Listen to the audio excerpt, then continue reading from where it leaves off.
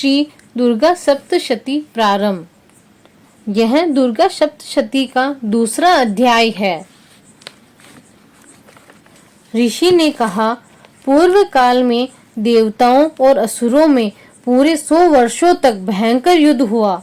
उस युद्ध में असुरों ने देवताओं को हरा दिया और सब देवताओं को जीतकर महिषासुर स्वयं इंद्र बन बैठा।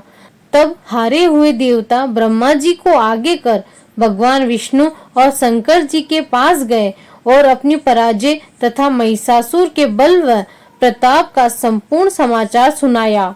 सूर्य, इंद्र, अग्नि, वायु, चंद्रमा, यम, वरुण सब देवताओं के अधिकार छीनकर वह स्वयं सबका स्वामी बन गया।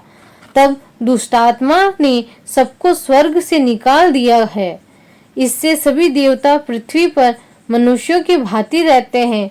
अतः हे महाराज, हम सब आपकी शरण में हैं। आप उसे मारने का विचार शीघ्र ही कीजिए।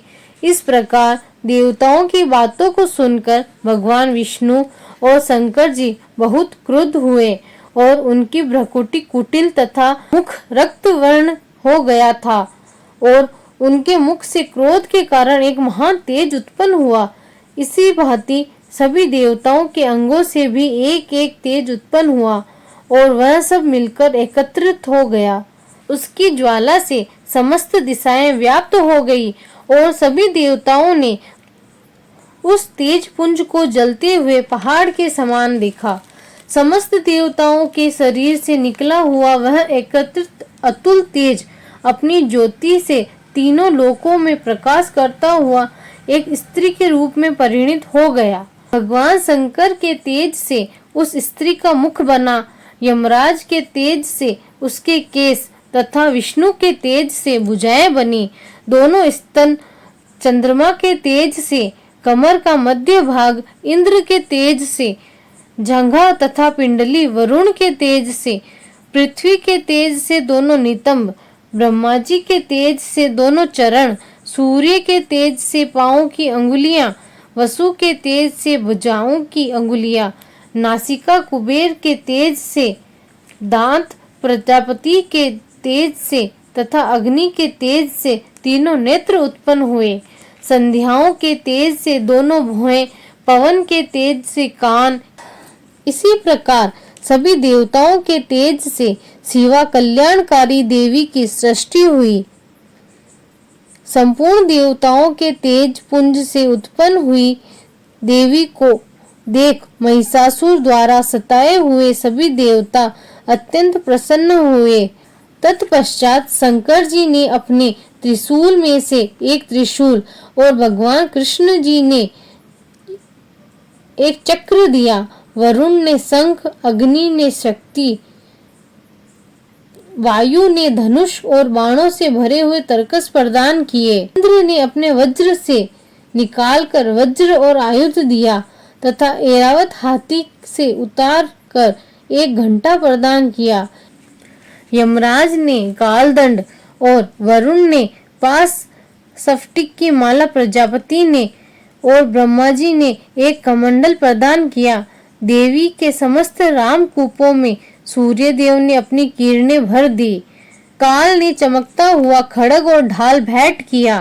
क्षीर सागर ने उज्जवल हार तथा 2 दिव्य वस्त्र चूड़ामणि कुंडल को कड़े से क्षीर सागर ने उज्जवल हार तथा 2 दिव्य वस्त्र चूड़ामणि कुंडल और कड़े दिए।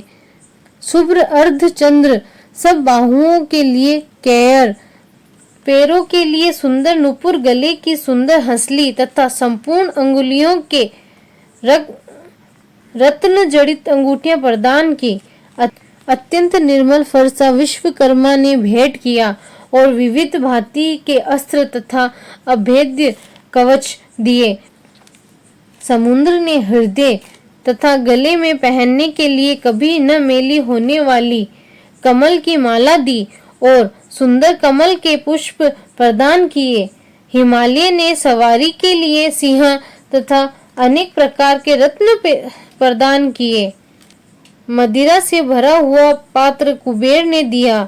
भूमंडल को धारण करने वाला नागराज शेष ने महामणियों से सुशोभित एक अनुपम हार दिया।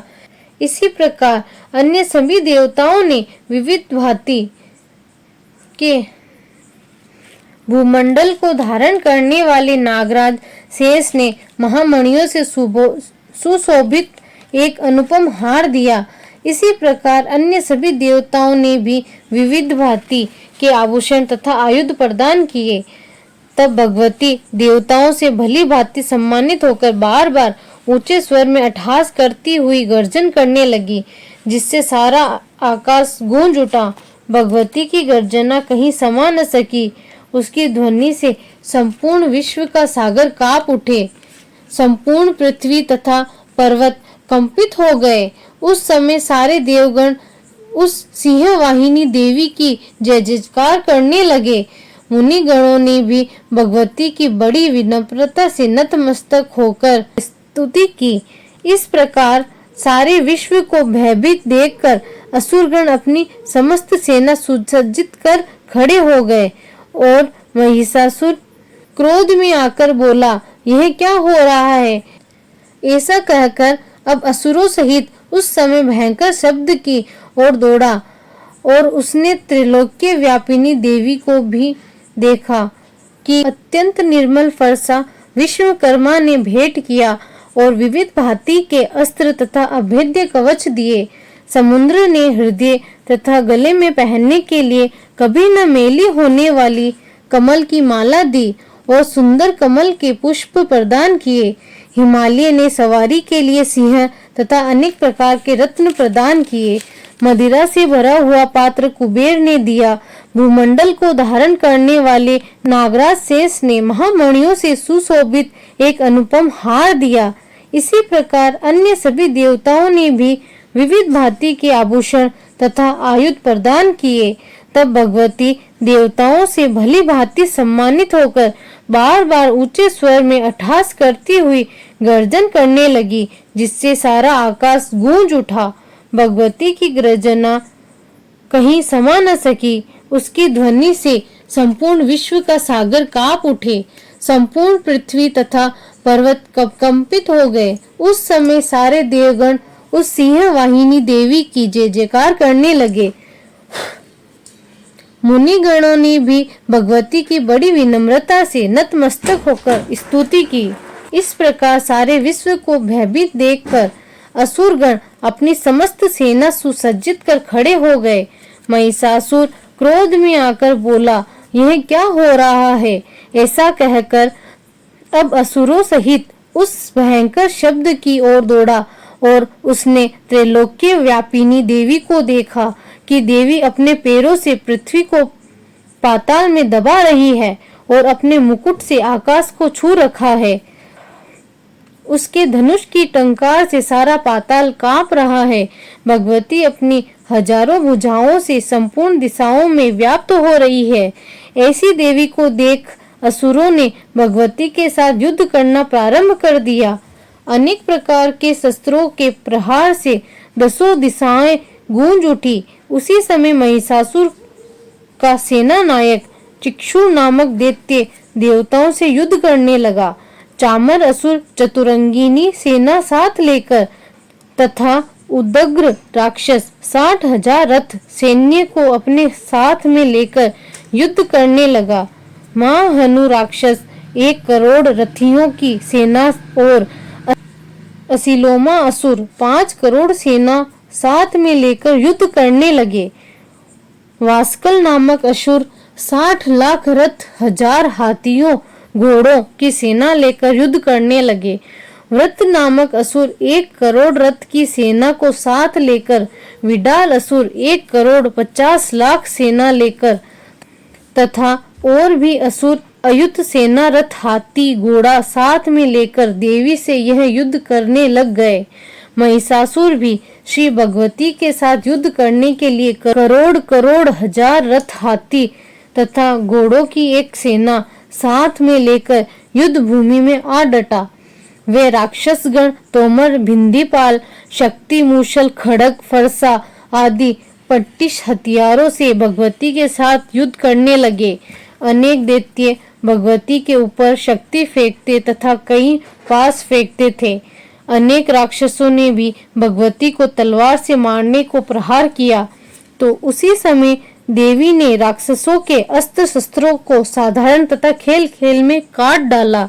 तदंतर देवताओं और ऋषियों ने देवी की प्रार्थना की। तब देवी ने प्रसन्न हो राक्षसों पर अस्त्रों शस्त्रों की वर्षा की और देवी का वाहन सिंह भी क्रोधित हो जंगल में दावानल से सदृश राक्षसों की सेना का विनाश करने लगा। युद्ध करते हुई भगवती ने जितने श्वास छोड़े उन प्रत्येक श्वासों से भगवती के सैकड़ों हजारों गण उत्पन्न हुए और फिर वे भी बिंदीपाल फरसा पटिस आदि अस्त्र शस्त्रों से युद्ध करते हुए देवी की शक्ति द्वारा असुरों का विनाश करते हुए ढोल शंख मृदंग बजाने लगे। अनंतर भगवती ने त्रिशूल गदा तथा तलवारों से सैकड़ों महाअसुरों को मार डाला। कुछ असुरों को घंटे की आवाज से मोहित कर लिया, कुछ को पास में बांधकर पृथ्वी पर घसीटा, कुछ को खड़ग से टुकड़े टुकड़े करके फेंक दिए। कुछ और दैत्य भगवती के गदा प्रहार से मूर्छित होकर पृथ्वी पर ढेर हो गए। कुछ राक्षसों के मुख पर मूषल की चोट लगने से रक्त बहने लगा। बहुत से राक्षस हृदय की चोट लगने से आहत हो पृथ्वी पर गिर गए तथा अन्य बाणों से ही मर गए। देवताओं को कष्ट देने वाले दैत्य मरने लगे तथा बहुतों की भुजा कट गई। कुछ दैत्यों के सिर कट गए और कोई शरीर के मध्य के भाग से काट दिए गए। कुछ महाअसुर जंघा कट जाने के कारण धराशायी हो गए। कुछ दैत्यों के एक भुजा, एक आंख, एक पैर तथा मस्तक कटकर पृथ्वी पर गिर पड़ते, किंतु वे फिर उठ खड़े होते। फिर वे रुंड बड़े बड़े हथियारों को लेकर श्री भगवती से लोहा लेते, दूसरे रुंड बाजों की ध्वनि के साथ नृत्य करने लगते। कई असुरों के रुंड तलवार, शक्ति, रिष्टि आदि हथियार साथ में लेकर श्री जगदम्बा से ठहरो ठहरो कहकर युद्ध के लिए ललकारते थे। उस रण क्षेत्र में रथ, हाथी, घोड़ा तथा असुरों के गिर जाने से पृथ्वी ढक गई। राक्षसी सेना का रक्त इकट्ठा होकर महानदी की तरह बह रहा था। माँ भगवती ने उन असुरों की सेना का इस प्रकार संहार किया मानो तृण को अग्नि से जला डाला हो। देवी का सिंह भयंकर शब्द करता हुआ अपने गर्दन के बालों को हिलाता था, मानो वह शत्रुओं के प्राण चून लेता था। देवी के गणों ने उन महादैत्यों के साथ ऐसा युद्ध किया कि देवतागण प्रसन्न होकर आकाश से फूलों की वर्षा करने लगे। श्री मार्कंडेय पुराण के देवी महात्म्य में महिषासुर की सेना का वध नामक दूसरा अध्याय समाप्त हुआ।